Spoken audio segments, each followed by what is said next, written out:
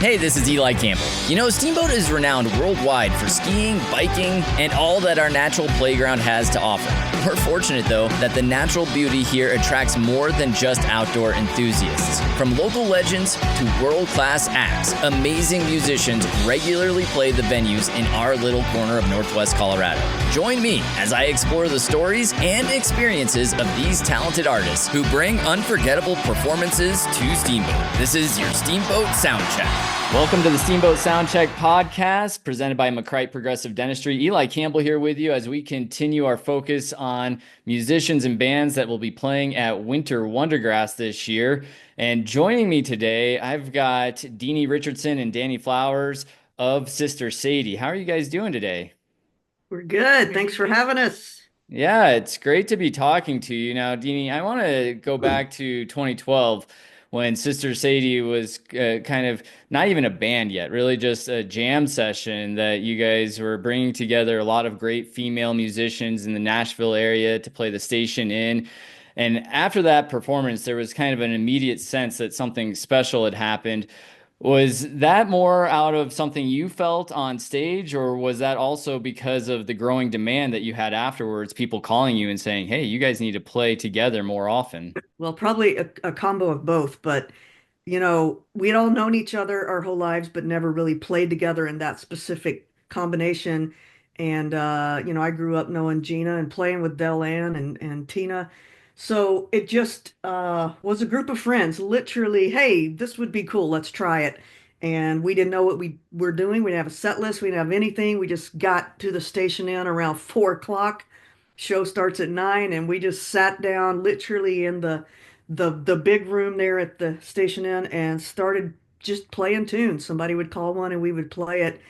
And from the very first note we hit, that first downbeat, we all literally looked up at each other and were like, "Oh shit, what's happening? This feels really good."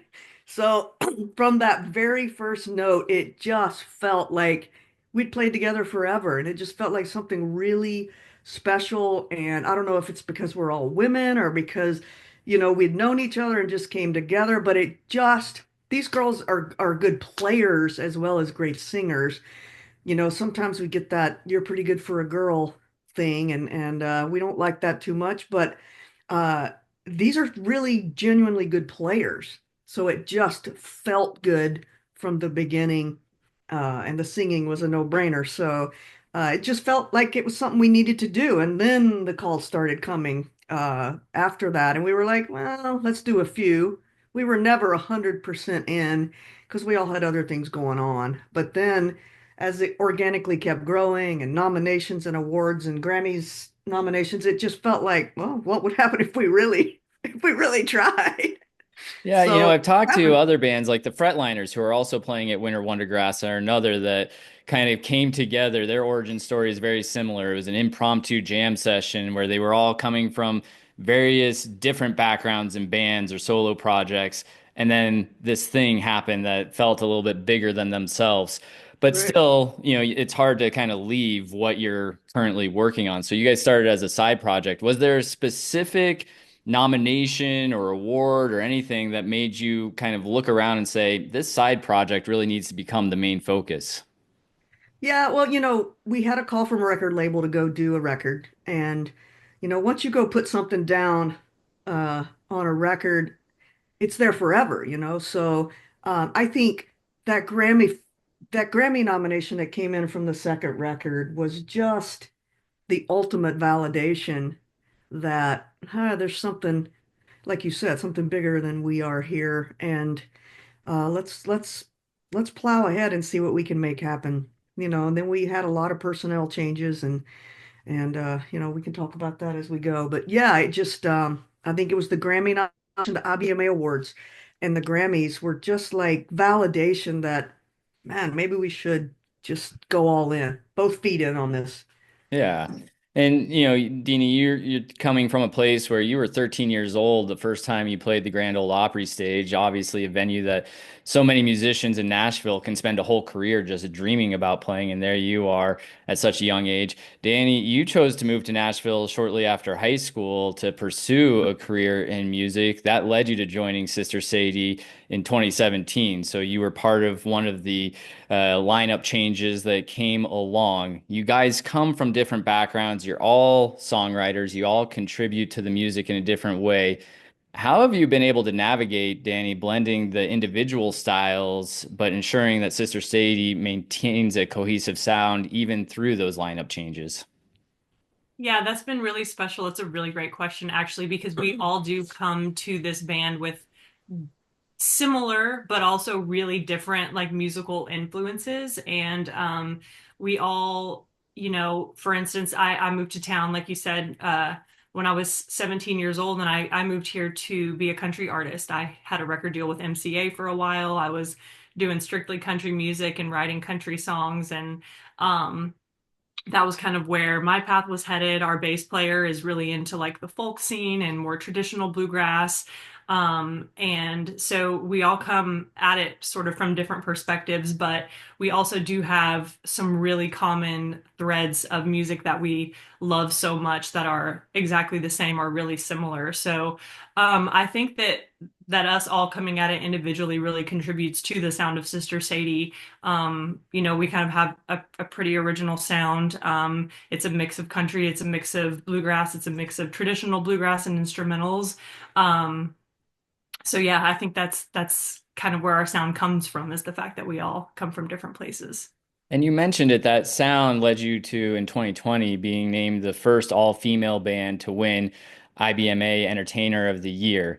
It's not just that you're good players for females, you're good players. And Deanie, as a founding member of the band, how did it feel to be part of kind of that group of first ever all-female band to win an award and get that recognition? Well, that's the one you want, that's the mecca. That's you can win all the instrumental awards, you can win the record awards, which is really a big deal as well. But when you win that Entertainer of the Year award, it feels like it's just the big uh hoo-ha up here, for lack of a better word. And it's peer voted.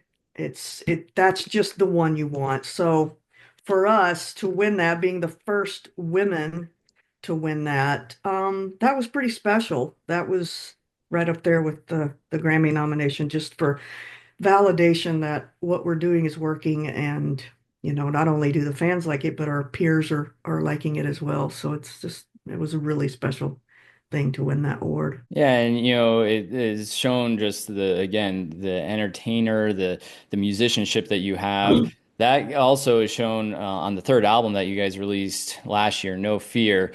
But we were talking a little bit about kind of blending the genres and the backgrounds that you come from. That album itself kind of has a little bit more of an evolution, some elements of folk and pop and rock, electric guitar and piano and drums mixed in with it. What inspired you to kind of embrace a little bit more of a versatile sound for the album, and how did you approach bringing those different genres together? Again, kind of keeping to who Sister Sadie is. Well, I think back to what Dani just said, and your really great question.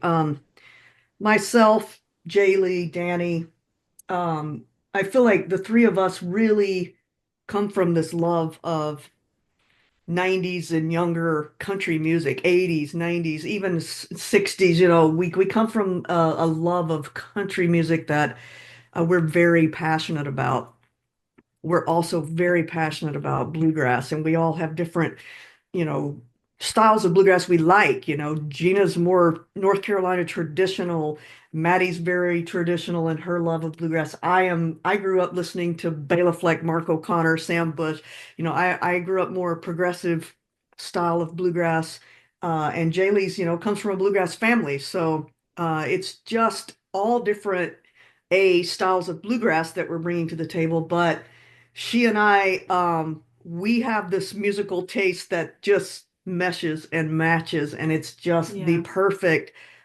We've been writing a lot of songs. We all really love sort of like singer-songwritery type artists too, like Patty Griffin and Gillian Welch. So that I think comes into it a little bit.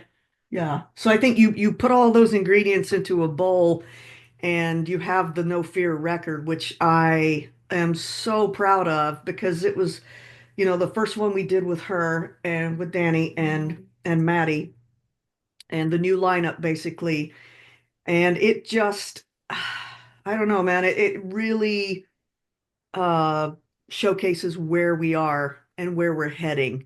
It's got all the bluegrass instrumentation, which, I just love that we can take these bluegrass instruments from a genre that, definitely is my passion and where I started in my music life. But you can also add a little electric guitar back there and some piano back there. And there's even a B3 organ back there. You can add all these things and it doesn't, for me, it doesn't take away from that. It just highlights it and takes it to a whole nother level. And I produce that record, and when the song asks for what it asks for, I just do it. I don't think about, oh, well, shit, we got to keep this bluegrass, or the bluegrassers aren't going to like it, and the country folks aren't going to like it. They don't know what to do. I don't think about that. If the song wants an organ, we put an organ on it. Yeah. At the end of the day, we love a good song and we give the song what we think it needs. Well, speaking of a good song, you earlier this month released If I Don't Have You, a song both of you co-wrote together.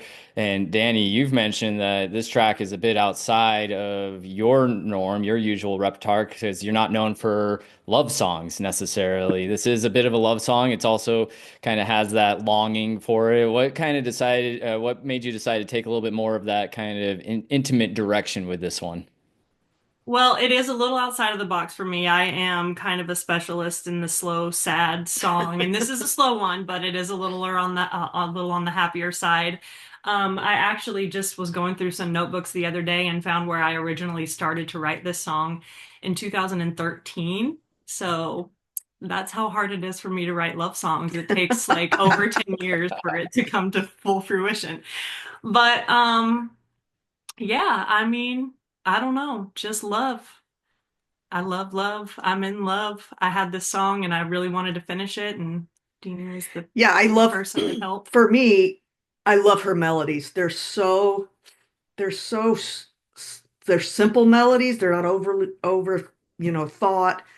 And this melody, when she came to me with this melody, it was just to me exactly what a love song is. It's just simple. It's just to the point and very melodic, very pretty. And yeah, she had part of it done, and we rewrote it in one afternoon, and there it is. So, and she sings it so beautifully. So yeah. Well, and for as complicated as love can be, it truly is one of the more simple, just bare nature type of emotions that we as humans have. I'm Yeah. sure it's not presumptuous for me to think that that song will be a highlight as part of your sets at Winter Wondergrass. Well, as you're coming into Steamboat, I believe, if I'm not mistaken, this is your first time playing the Winter Wondergrass Festival. What are you most excited about? And have you spoken to other musicians from the Winter Wondergrass community about what to expect? Yeah, This funny. one's been on our list. Like we were just waiting for this festival to come in. So Yeah, so the young girls in the band, they really wanted this festival. And we've never played this. I've never played it. So when it did come in, I couldn't wait to tell the girls about it. So for me, I'm excited to see. I mean, I love Colorado, hands down. I would move there tomorrow. So not only am I going to get to be in Colorado, but I am so excited to just live this festival through yeah, these ladies and get to be there and freeze my ass off and have a great time. I'm Yeah, very you excited. mentioned I've being in been to Nashville, it being Steamboat a cold. few You can times. practice right for that now. Well, we did Yeah, that. We we did did. that. We were supposed to go to New York right at the front of January, and what happens in Nashville? A snowstorm hit, and all of our flights got canceled, so we didn't get to go. But all the ladies came here. Mm, We got trapped in our house, and we spent the whole weekend just filming content for social media and hanging out and eating eating. and we went outside. Rainey and I had my sandals on and went outside and to practice for Steamboat. So Yeah. And you mentioned Sam Bush earlier in the interview. I think something that Winter Wondergrass does is really combines this family feel with all the musicians. They've also done a really great job of highlighting the females in the Yeah, bluegrass industry, with Winter Wonder Women always being a highlight of the festival. Anytime I've gone, that tent is always, I mean, you can't get in it if you're not getting there before the main set on the big stage ends. You're not going to get a spot in the Winter that's Wonder great. Women tent. So, being coming from this place where it has been a little bit of a male dominated world and genre, what does it feel like to go into a festival knowing how inclusive and open they are to people to just play good music?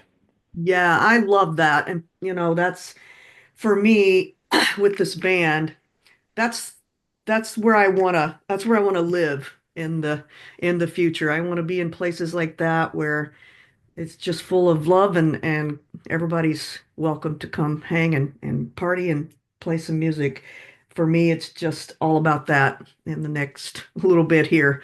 So I'm excited. We're gonna do the Winter Wonder Women set. We're Yeah. all gonna get out there and do that. And I've been watching some YouTube clips of past years, and I'm so pumped about that. It's just really great to for me. I've been in this business since I was 15 years old, 13 years old, but touring since I was 15, and it's just great to get to be in a season, in a place with very strong, talented, amazing women. And there's seven of us that travel the roads together. It's seven with our sound person. We have a female sound engineer, so it's just really nice to get to go to places like this and feel welcome and just arms open and let's go jam and have a good time. Yeah, well, Winter Wondergrass happening February 28th through March 2nd. Want to thank you guys for taking some time to chat with me this morning. I wish you the best in your travels out here and surviving the cold that is in Nashville right now. But Winter Wondergrass, tell you, it doesn't matter what time of year they hold that festival. Winter always comes, so be Yeah. ready, pack an extra layer. I'll feel better once we get there, Eli. I'll be good. Thank you very much, and we will see you soon. All right. Thank you so much for having us.